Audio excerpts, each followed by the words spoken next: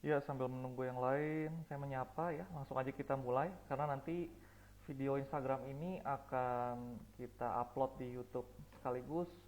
Bagi yang punya apps untuk TikTok, ya, silakan langsung join. Kita juga ada live di TikTok. Jadi pada pagi hari ini perdana untuk Yes Invest bisa hadir di Morning Market Insight. Jadi stay sampai akhir supaya kalian bisa bertanya saham-saham apa aja yang nantinya berpotensi atau saham-saham apa aja yang kalian masih nyangkut atau apapun terkait pertanyaan mengenai dunia persahaman. Kalian bisa langsung drop komentar di kolom komen dan jangan lupa masuk ke WA channel kita. Di situ akan kita berikan semua insight mengenai analisa saham. Nanti akan ada kelas ya yang mungkin bisa kalian ikuti. Ya tentunya untuk awal kami akan memberikan konsep daripada kelas saham yang semuanya itu free. Kalian bisa ikuti dan kalau kalian mau diskusi silakan bisa DM ya, link semua ada di bio baik di YouTube, Instagram maupun TikTok. Oke, ya. Jadi bagi kalian juga yang memang baru mengenal Yes Invest dan siapa sih saya Christopher itu, oke. Jadi memang pengalaman saya sudah cukup lama di dunia pasar modal, terutama di perusahaan efek, baik di manajer investasi maupun di uh, sekuritas. Itu ya, saya pernah menjadi analis di sana dan juga pernah melayani sebagai research retail analyst. Jadi semua pertanyaan-pertanyaan terkait persahaman ya kalian bisa tanya makroekonomi, bahkan kalau kalian juga mau bertanya mengenai arah Bitcoin kemana sih kok silakan drop pertanyaannya ya. Dan sekali lagi saya tekankan bahwa kami di sini bukan untuk flexing teman-teman ya squad semuanya. Kami di sini kalau ditanya porto Anda berapa, ya nggak mungkin kita bukaan porto karena ketika kita buka porto dan kalian FOMO, ya dianggapnya kami nanti pom-pom saham, ya menjanjikan cepat kaya. Ya tujuan Yes Invest ini dibangun tidak untuk itu, Yes Squad semuanya. Ya jadi untuk panggilan Yes Invest untuk followernya saya panggil dengan Yes Squad teman-teman. Oke. Ya, sambil menunggu yang lain, jika ada pertanyaan untuk saham, langsung drop di kolom komen, nanti akan langsung kita analisakan.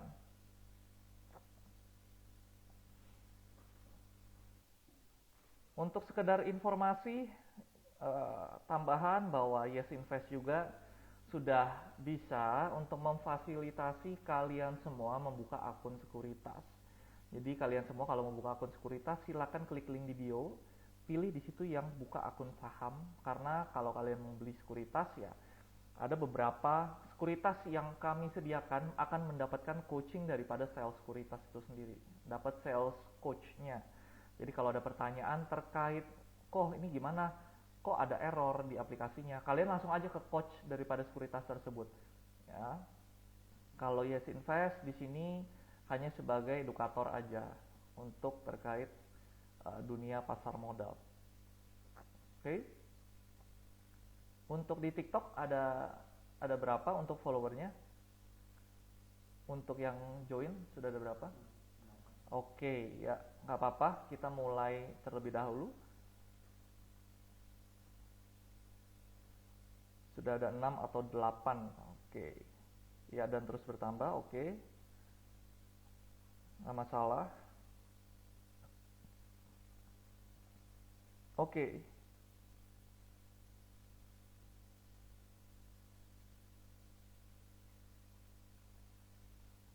Oke, nanti akan kita analisa Mina, Pak Rokib. Ya, saya juga lupa menyapa kalian semua. Oke, selamat pagi Ibu Tania, Mas Hendeka, Bu Erni, Pak Alim, Pak Hendra.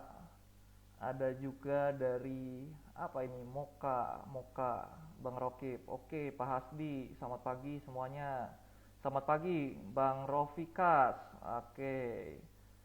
Iya, kita langsung morning market insight sambil menunggu yang lain. Mungkin kita akan mulai 8.35 ya. Santai aja, nggak usah tegang karena perdagangan kita tinggal 5 hari lagi. Jadi nggak akan lama. Dan potensi ke depan kita lihat memang pasar modal kita cukup menarik dengan pilihan-pilihan sahamnya baik dari blue chip aja ya, maupun Konglo ataupun saham third liner, ya, cukup oke. Karena kita lihat sekarang liquidity lagi dipompa terus oleh Menteri terbaru Pak Purbaya. Oke, nggak apa-apa, saya tunggu untuk yang lain. Oke, selamat pagi Bu Listiane. Oke, ya. Oke, kalau gitu saya langsung mulai aja seberapa pun yang hadir. Ya, jadi kita bisa melihat terlebih dahulu, akan kita mulai.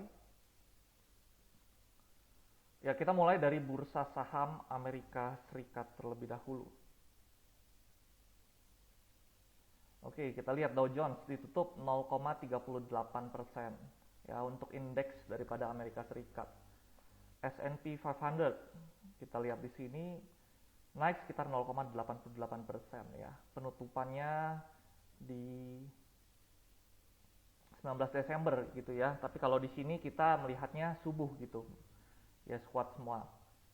Lalu ada juga Nasdaq. Kita perhatikan di sini Nasdaq sekitar 1,31% ya. Kenapa ini menjadi acuan? Karena memang untuk kompas daripada indeks dunia adalah di Wall Street ya, 3 bursa saham ini, di mana yang menjadi penopang adalah indeks S&P ya, mostly oleh sektor AI dan teknologi yang punya market kapitalisasi yang cukup besar ya. Oke, penyebabnya kenapa sih ya? Kalau kita lihat, kalian semua perlu tahu juga kenapa bursa saham itu bergerak, karena memang bursa saham itu konsepnya adalah forward looking ya, artinya melihat ke depan. Harganya bergerak dulu baru beritanya keluar.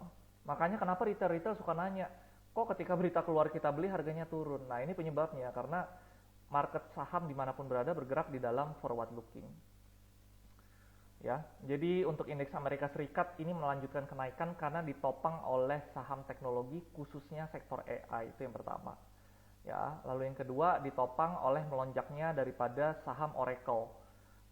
Setelah memang di sini ada yang namanya TikTok menyetujui penjualan operasi Amerika Serikat ke joint venture yang melibatkan Oracle dan Silver Lake.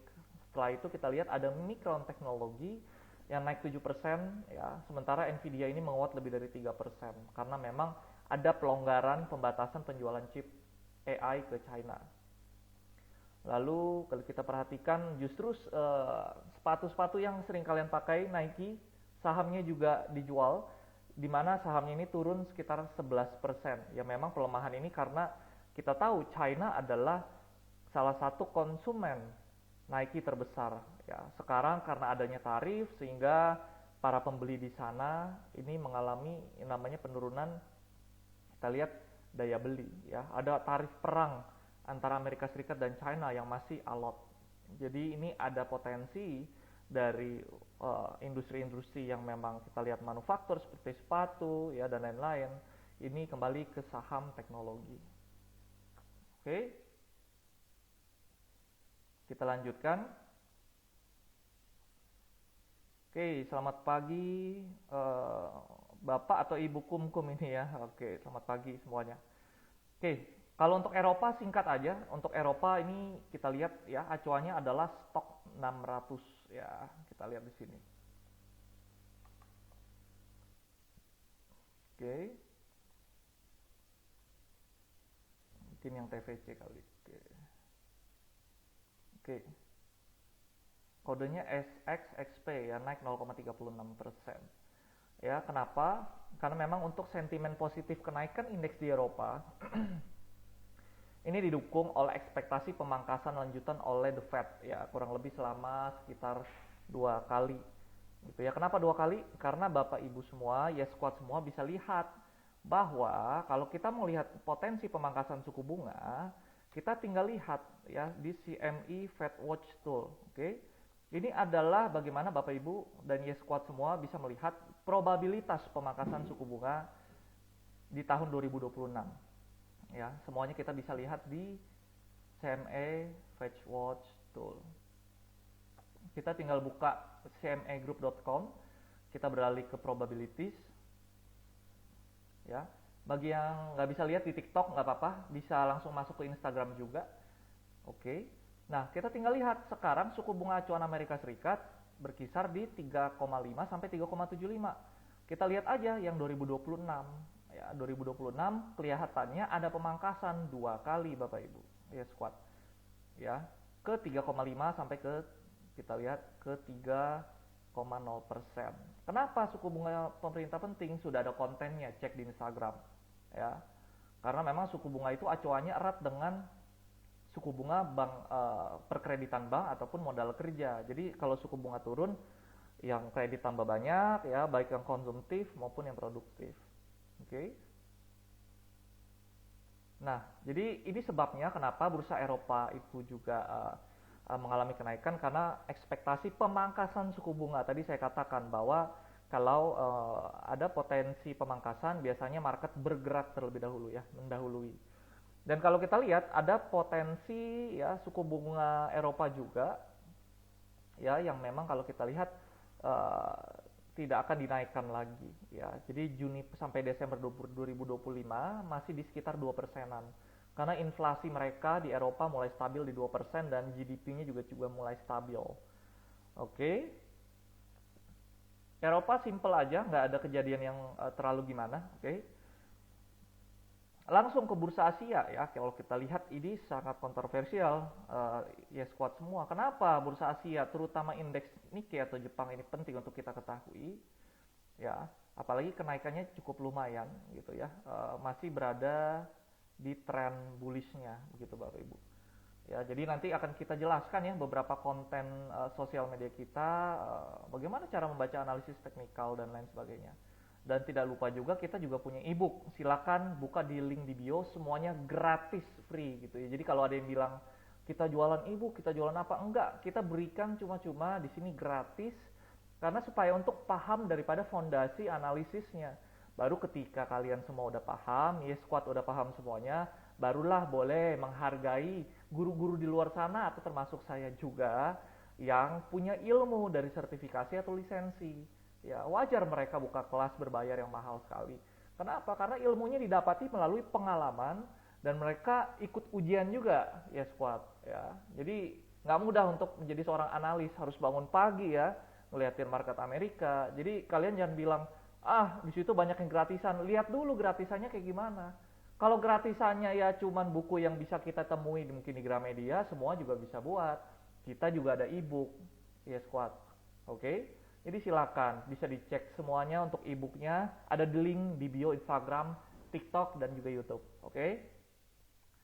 Kita bahas bursa Asia ya untuk Jepang. Ya, jadi naik kuat setelah kita lihat suku bunga Jepang itu naik ke 0,75%, tertinggi sejak 1995. Kalau ditanya, oh kenapa? Kok baru dinaikkan sekarang? Iya, karena di Jepang adalah terjadi namanya aging population, di mana penduduk yang tua itu tidak mau spending, namanya udah tua, udah usia pensiun, mereka ngirit-ngirit dong di dalam melakukan ekspansi gitu ya, atau konsumsi maksud saya. Ya, otomatis inflasinya rendah. Bagaimana supaya untuk merangsang itu? Suku bunga Jepang diturunkan sampai bahkan negatif. Dan sekarang dinaikkan kembali ke 0,75% karena inflasi sudah mulai stabil. Ya, akibatnya apa? Kalau kita lihat ada kenaikan ya daripada di sini kita bisa lihat ya di chart trading view ada kenaikan daripada apa kita lihat sempat ada di sini ya, artinya bacanya gini ya squad semuanya. Kalau misalkan chart USD JPY naik, artinya USD-nya itu menguat terhadap Jepang Yen ya, karena memang kemarin sempat ada kenaikan suku bunga. Jadi kalau chartnya turun, artinya Jepang Yen-nya menguat. Ya, saat ini memang masih berada di area tidak kemana-mana, sideways bahasa teknikalnya gitu ya. Jadi kalau kalian bingung yang baru masuk bahasa teknikal seperti apa, silahkan cek ebook kita free, link di bio, oke? Oke, nah dampaknya apa sih biasanya kalau Jepang Yen itu mengalami kita lihat penguatan gitu ya. Orang-orang yang meminjam dalam mata uang Yen ya dan menggadaikannya seperti itu untuk diinvestasikan ke mata uang lain, biasanya harus mengembalikan lebih tinggi karena Jepang Yen-nya kita lihat di sini ya terdapat namanya risiko carry trade Yes, kuat semuanya. Ya kalau kalian bingung carry trade apa, kalian bisa lihat lebih detail lagi. Sekarang kan udah gampang, kalian tinggal buka ChatGPT ya. Oke. Jadi ada di sini risiko carry trade risk gitu ya kalau ada kenaikan suku bunga di Jepang. Karena sebelumnya yang minjem uang di Jepang itu mungkin bunganya 0, 0,25, sekarang harus naik ke 0,75. Ya, itu ada carry trade risk. Lalu untuk Korea Selatan, di sini patokannya KOSPI. Oke. Kita bahas global dulu, nanti baru kita bahas yang seru-seru saham gorengan ya. Jadi pastikan stay sampai akhir. KOSPI mengalami kenaikan juga ya, termasuk Australia, ASX gitu ya. Kodenya apa nih? ASX 200. Oke.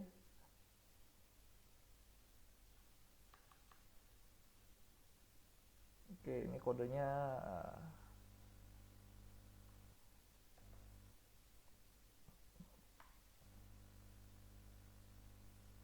oke.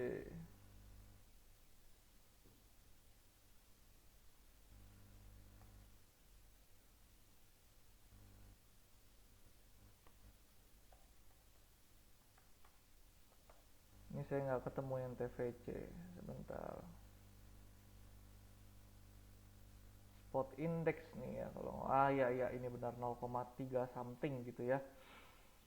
Lalu Hong Kong, China juga mengalami kenaikan. Jadi kesimpulannya untuk di Asia, sentimen positif regional ini dipimpin oleh Jepang. Meskipun volatilitas mata uang menjadi perhatian ya daripada kenaikan suku bunga di Jepang. Oke. Nah, oke, kita belajar ilmu-ilmu baru ya. Kalau kita perhatikan, kalian semua kalau mau tahu berita daripada global, kita tinggal lihat aja kalender economics. Oke. Ya, ini adalah berita makro yang kalian bisa pantau gitu ya. Jadi kalau kita perhatikan di sini, kita baca ya untuk hari Senin, oke, jam 8.15. Ya, 8.15. Oke.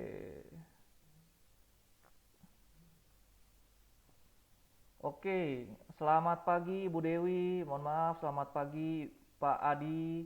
Selamat pagi Bu, Bapak atau Ibu? Bapak Siraj. Oke. Selamat pagi Yohana. Selamat pagi Ibu atau Mbak ya, Mbak Via, Bu Evans. Oke.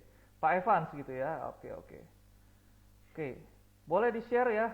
Kita lagi live. Kalau yang mau tanya saham silakan. Oke, langsung aja.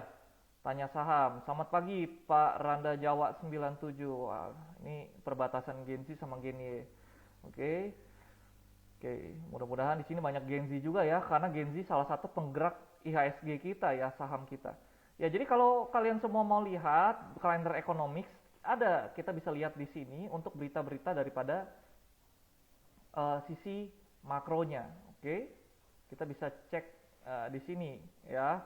Ada angka aktualnya, ada previous, ada konsensus. Artinya konsensus itu biasanya adalah kesepakatan para analis terhadap sebuah nilai atau estimasi makro.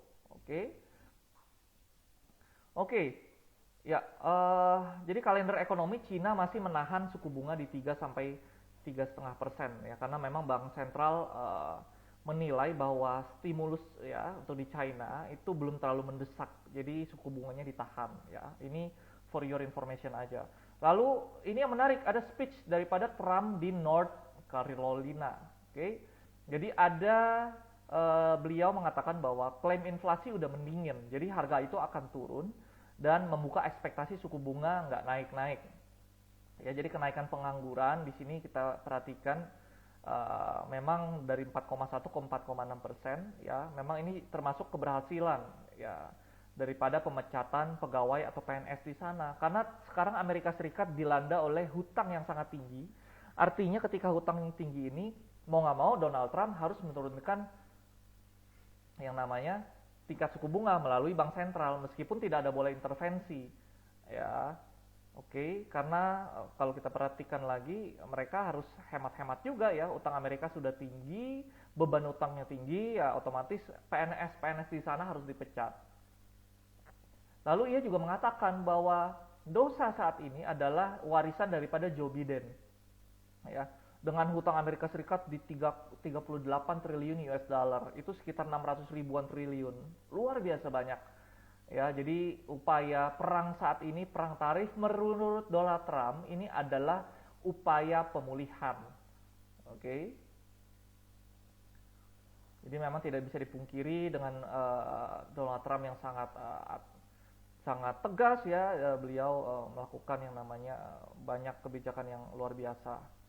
Nah, langsung aja kita masuk ke beberapa berita, yaitu Thailand ya, intervensi atau ngebom ya. Kita lihat di sini. Ngebom Kamboja ya, dimana kita tahu ya di Kamboja banyak bisnis gelap gitu ya. Oke. Ya, ini adalah beritanya. Ya, jadi bagi yang pusing, langsung aja saya summary-kan. Kenapa Thailand membom daripada Kamboja? Karena memang di sini kita lihat ini adalah aksi balasan militer daripada Thailand gitu ya. Setelah Kamboja menembakkan sekitar 100 roket BM-21 ke Thailand. Ya.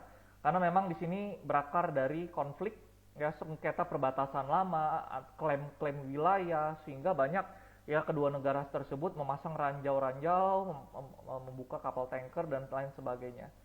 Ya, artinya apa? Ada di sini namanya geopolitical risk di Asia Tenggara. Efeknya apa sih kok terhadap investasi kita? Ya, kalau ditanya, orang biasanya cenderung atau investor cenderung untuk suka dengan negara-negara atau wilayah yang stabil dalam sisi geopolitik. Ya, jadi ketika semua itu tidak stabil, termasuk geopolitikal atau seperti yang kemarin Amerika Serikat memblokade kapal tanker dari Venezuela, ya otomatis biasanya minyak itu akan naik gitu ya. Kalau dalam hal Thailand dan Kamboja ini bisa menjadi geopolitical risk, di mana pasti ya kita lihat Thailand yang sebelumnya jumlah wisatawannya 35 juta per tahun, ini ada potensi penurunan 2 sampai 3 juta. Jadi di sini ada penurunan juga wisatawan ke Thailand yang akibatnya akan menurunkan yang namanya ya pendapatan mereka. Artinya pertumbuhan Thailand akan turun. Pertumbuhan Thailand turun, otomatis ya mereka kan juga pasti impor dari beberapa negara lainnya. Itu akan berefek domino kepada negara-negara lain di Asia. Jadi cara berpikir daripada Yes Invest itu seperti itu. Yes Squad semuanya. Kita lihat dari sisi makronya, lalu ke sektornya, baru ke sahamnya. Jangan kalian dengar grup-grup lain ngomong tanpa kalian analisa lagi. Boleh kalian dengar untuk referensi. Saya tidak menjelekkan, dan saya tidak menyudutkan juga karena saya pun punya komunitas. Tapi yang saya tekankan di komunitas saya, berpikirlah top down approach ya, memang agak berat. Cuman kalian harus berpikir di global seperti apa, di sektornya seperti apa, baru ke pemilihan saham secara detail. Oke. Nah, ya, untuk Amerika dan Venezuela ya karena memang diblokade, ada potensi harga minyak itu bisa melambung. Artinya karena Indonesia hobinya itu untuk bakar-bakar minyak, gitu ya, nggak pakai mobil listrik gitu. Padahal kan sekarang sudah dikasih insentif gitu ya. Nah, ini bisa menjadi pisau bermata dua gitu ya. Kalau harga minyak naik gitu, otomatis nanti kebutuhan daripada bahan bakar kita akan tinggi subsidinya. Otomatis negara bisa defisit. Defisit artinya lebih besar pasak daripada tiang. Ya, untuk ngebayarin subsidi daripada minyak-minyak kalian itu tuh. Jadi ya bisa kalian berpikir untuk ya kalau ada rezeki, ada berkat, bisalah beli mobil listrik gitu ya. Ya squad semua. Karena insentifnya sebentar lagi akan selesai juga. Sayang sekali sebenarnya ya. Oke, sekarang langsung aja kita ke berita emiten. Oke, ya, yang tadi sudah banyak pertanyaan, langsung simpan pertanyaannya aja untuk nanti kita bisa langsung analisa. Oke. Baik yang di TikTok ya, kalau yang di TikTok juga masih bingung ya, mau lihat chartnya seperti apa, kalian bisa langsung masuk ke Instagram kita. Oke.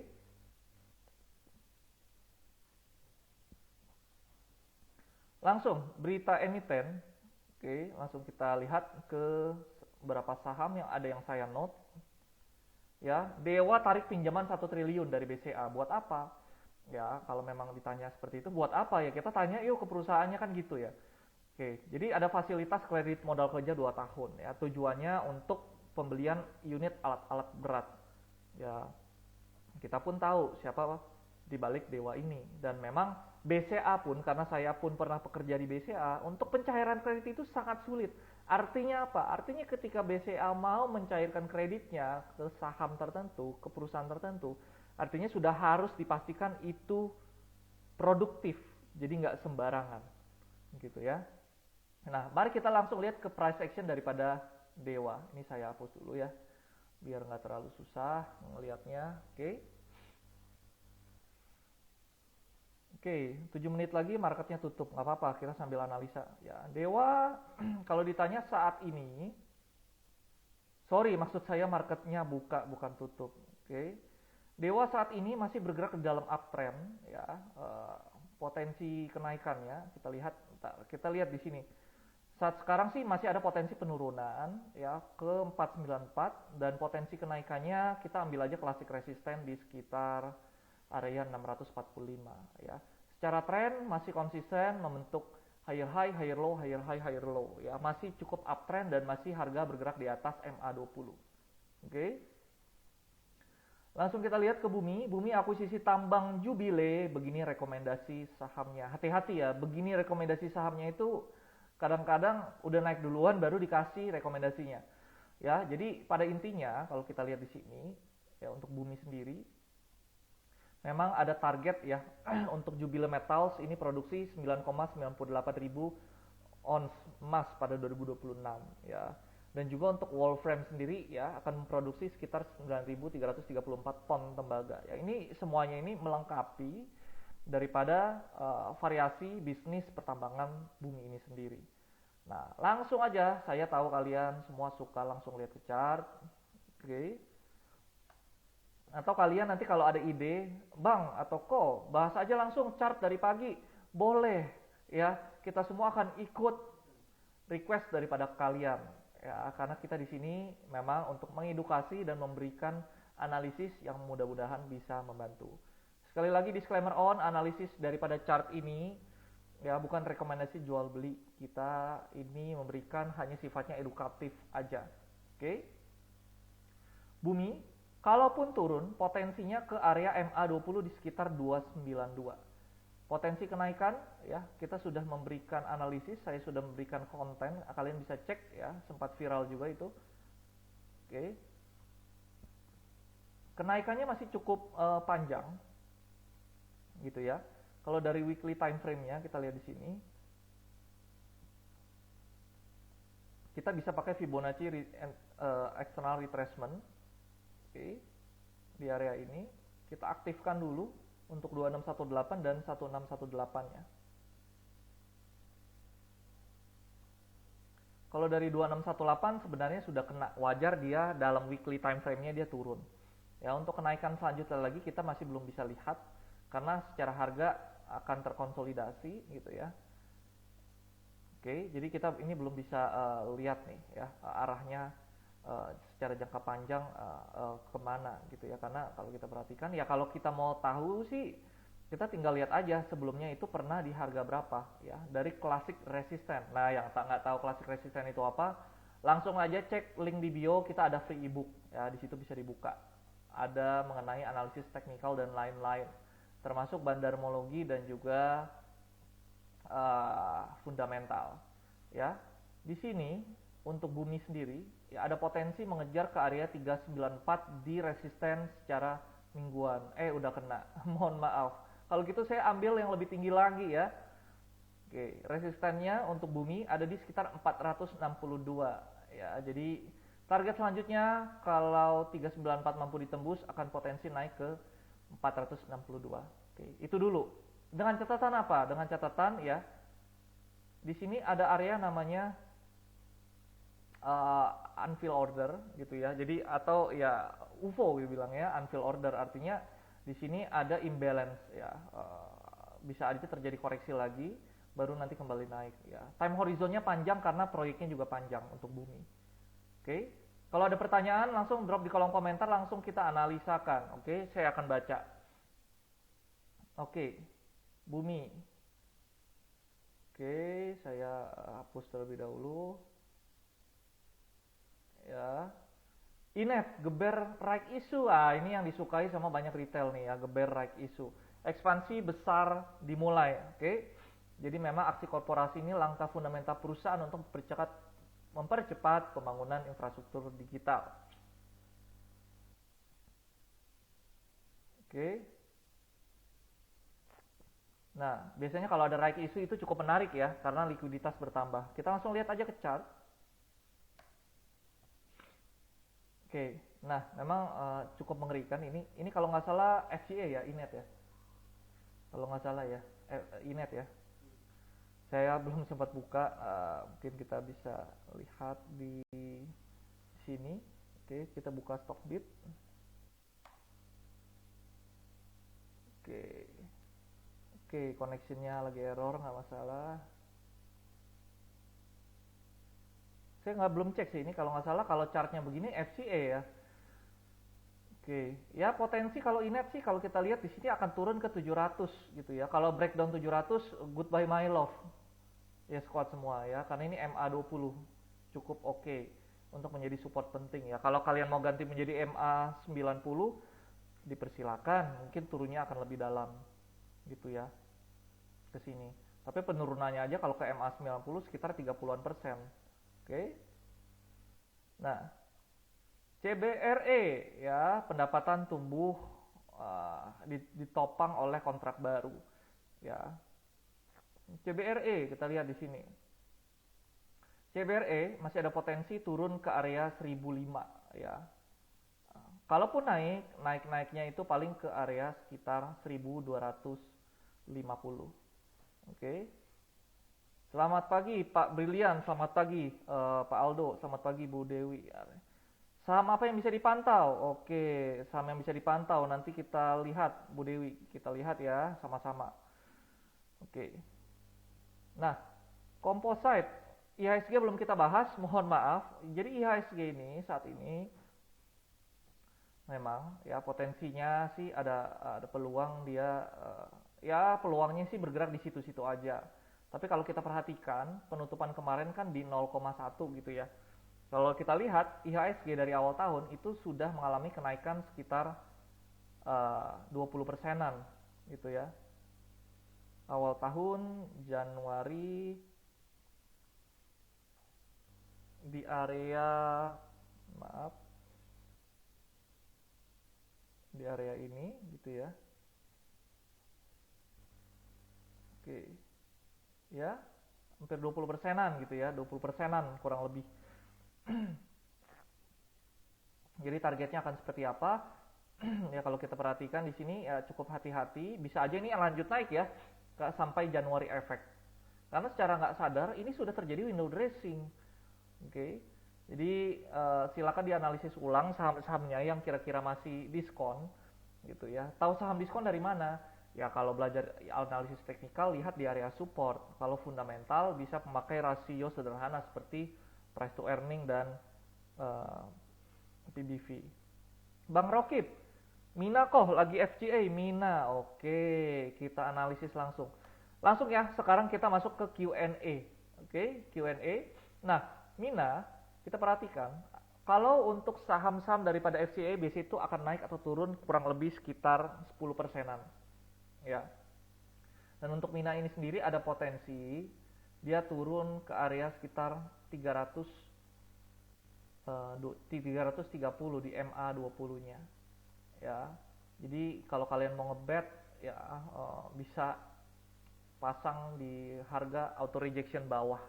Ya, jadi kalau ada saham yang ada kenaikan kalian tinggal menikmati cuannya. Cuman mungkin memang untuk FCA ini sendiri atau saham mekanisme lelang yang di pooling itu adalah di harga-harga yang punya mungkin bid yang sangat banyak dan besar gitu ya, baru ada potensi kena poolingnya, kena match.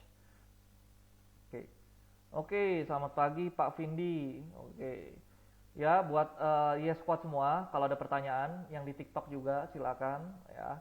Di sini kita akan langsung analisa berdasarkan pendekatan analisis teknikal gitu ya, yang cepat dulu. Karena untuk fundamental kita harus breakdown satu persatu lagi. Apalagi bandarmologi kita juga harus perhatikan.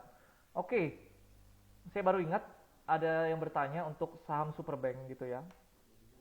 Saham Superbank, oke. Saham Superbank ini kalau kita perhatikan, apakah kalau ditanya kok masih bisa naik atau enggak gitu ya.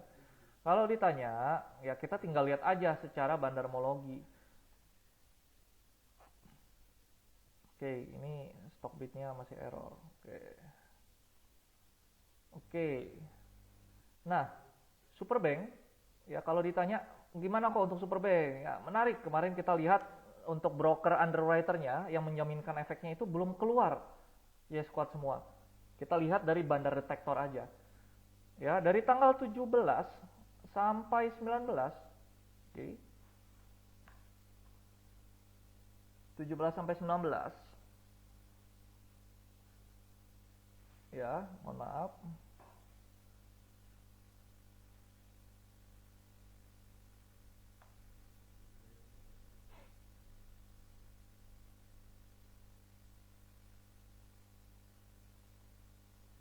Ya. Memang kalau dari tanggal 17 sampai 19 kita perhatikan di sini, oke, saya akan kecilkan lagi.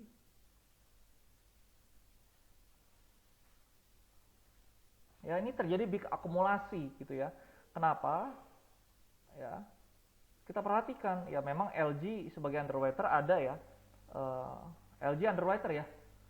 eh, Penurunan sedikit gitu ya, penjualan sedikit. Tapi ini yang akumulasi kita lihat di sini ada dari broker YB, OD, MG ya, ya di mana ada potensi Supa untuk mengalami kenaikan gitu ya. Kalaupun turun, biasanya ada potensi pembalikan arah karena secara underwriter memang untuk Supa ini sendiri gitu ya masih diakumulasi dan untuk underwriternya ini masih belum keluar gitu. Oke. Oke, Pak Vindi, forecast IHSG 2026. Nanti kita forecast gitu ya. Ini lagi sesi tanya jawab, mungkin lebih fokus ke tanya jawab terlebih dahulu. Oke, untuk Supa. Ya. Supa, oke, sepertinya Supanya lagi turun ya. Kalau kita lihat ke chart. Oke.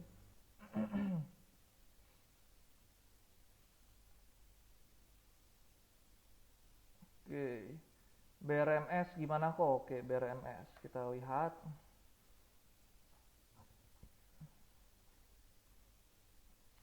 Lalu kita lihat ya BRMS. Kalau kalian ada yang mau beli di sini, gitu ya. Oke, ya kita lihat dulu nih akumulasinya. Mungkin dari Oktober ya, 14 Oktober ketika dia turun, apakah ini ada pelepasan atau enggak daripada Big Money 14 Oktober. BRMS. Oke, dari 14 Oktober. Oke. 14 Oktober. Kalau kita perhatikan di sini ada namanya small distribution. Oke. Ya. Ya kalau kita lihat untuk value-nya sih di sini RX gitu ya. Masih borong gitu ya di sekitar 700 miliar ya, KZ 600 miliar, AK 500 miliar. Oke, sedangkan yang nampung ini kalau kita lihat beberapa ya mostly dari sisi retailnya ini sendiri. Oke. Jadi kita ambil netnya gitu ya kalau kita mau lihat ya, artinya di sini masih ada the big accumulation gitu ya. Dibilang big sih enggak lah ya, normal accumulation gitu ya untuk top 3-nya gitu. Jadi kalau perhatikan di sini ya BRMS bisa volatile dan ada potensi ya memang untuk melanjutkan kenaikannya gitu ya ke area 1345. Jadi selama support di area 1060 tidak ditembus, ada potensi harga naik ke 1345 atau 1330. Tekim, oke, dunia kertas-kertas ini gitu ya Pak Vindi. Terima kasih sudah ditanyakan gitu ya. Satu pertanyaan berharga. Oke. Ya, yang di TikTok kalau mau lihat chart langsung aja ke Instagram kita ya. Di situ kita akan live. Oke. Tekim, oke Tekim ya. Kalau dilihat sih Tekim cukup sideways gitu ya. Ya paling gerak-geraknya itu kalau mau buy low sell high bisa beli di sekitar 6.700-an gitu ya. Kalau nggak dapet ya bisa beli di sekitar 6.900, ya jual lagi di 7.625. Ya karena memang permintaan kertas itu akan selalu ada ya, meskipun tidak akan sesignifikan itu ya. Kalau dibilang ini cyclical atau enggak, ya kertas selalu dibutuhkan gitu ya. Baik untuk bisnis konvensional gitu ya, kita masih membutuhkan kertas gitu, tidak bisa dipungkiri. Oke, DSSA masih bisa beli atau enggak? Oke, terima kasih Pak Adi. Wah, pertanyaannya masih bisa beli atau enggak? Oke, ya masih bisa beli kalau harga, oke, kalau masih bergerak di atas harga 106 gitu ya, 106 atau berapa ini, 100.850 ya. Jadi resistennya ada di 117.500. Jadi silakan kalau mau beli selama berada di area tersebut ya, bisa buy. Targetnya nggak jauh-jauh gitu ya, targetnya di sekitar ini berapa persen. Oke, ya mungkin 5-10% dapat. Oke, market sudah open gitu ya. Kok bisa kasih solusi untuk porto nyangkut? Oke, pertanyaan terakhir ya, nanti baru kita lanjutkan di esok hari. Porto nyangkut solusinya apa? Porto nyangkut itu solusinya belajar dan terus evaluasi ya, buat jurnal trading, buat yang namanya pembelajaran mengenai mungkin money manajemennya salah, psikologinya salah gitu ya. Jadi untuk semua konten-konten itu ya kalian bisa semua dapat dengan join WhatsApp channel kita ya, dan di YouTube juga bisa di follow, karena kita nanti akan membuatkan podcast-podcast yang menarik dan all free. Kita tidak lock untuk konten-konten tersebut ya. Request dari kalian sangat bermakna bagi kita untuk membagikan edukasi ya. Join WhatsApp channel kita, lalu Instagram, TikTok kita akan live, dan juga ada ebook free ya. Kalian bisa klik link di bio TikTok, YouTube atau Instagram kita. Dan juga untuk fasilitas daripada sekuritas, kalian bisa lihat di link di bio juga. Kalian bisa mungkin menggunakan beberapa kode referral untuk mendapatkan beberapa keuntungan ya. Jadi saya Christopher, CEO Yes Invest, pamit undur diri ya. Selamat hari raya tahun baru, selamat hari Natal, dan mudah-mudahan portofolio kalian akan terus membaik gitu ya, semakin hari semakin baik. Dan kita akan live seperti ini setiap jam 8:30 pagi di Instagram gitu. Dan kalau ada pertanyaan silakan langsung dititipkan aja, nanti akan kita langsung analisakan. Oke, see you semuanya.